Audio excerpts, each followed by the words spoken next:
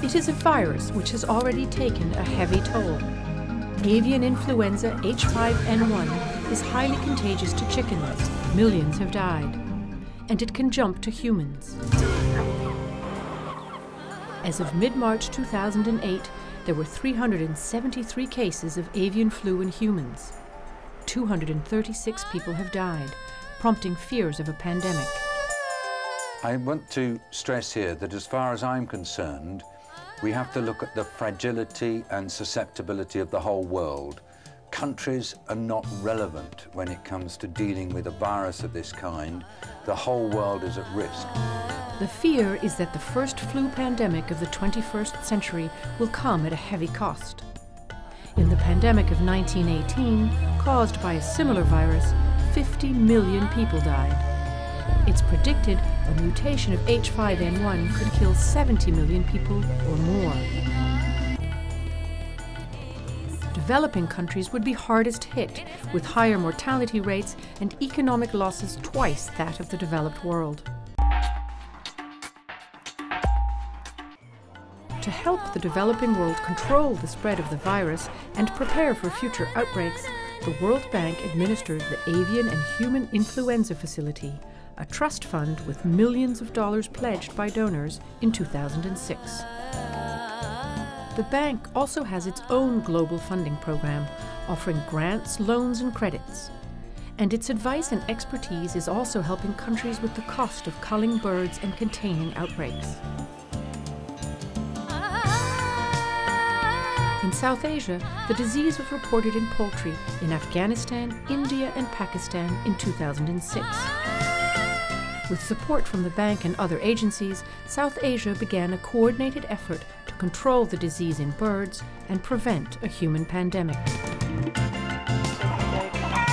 While that work began later than in other regions, it has been coherent.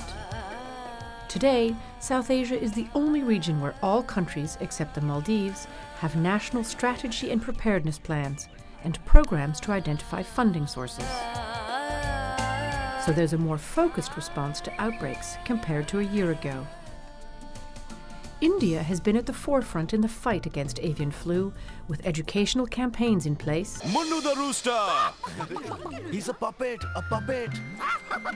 2 outbreaks were contained quickly. A third continues to spread. India hosted a World Interministerial Conference in December 2007.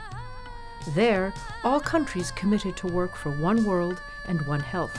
Afghanistan was the first country in the region to receive bank support in 2006. It's containing outbreaks, even in remote and violent areas. Pakistan had its first human case of death in 2007. It is implementing a program with its own resources. Bhutan has so far been spared avian flu outbreaks, but with the aim of protecting its chickens, Bhutan has banned imports of poultry and its byproducts from other countries until they are rid of avian flu. Sri Lanka has a national preparedness plan and a trust fund grant. Nepal, too, has a national preparedness strategy.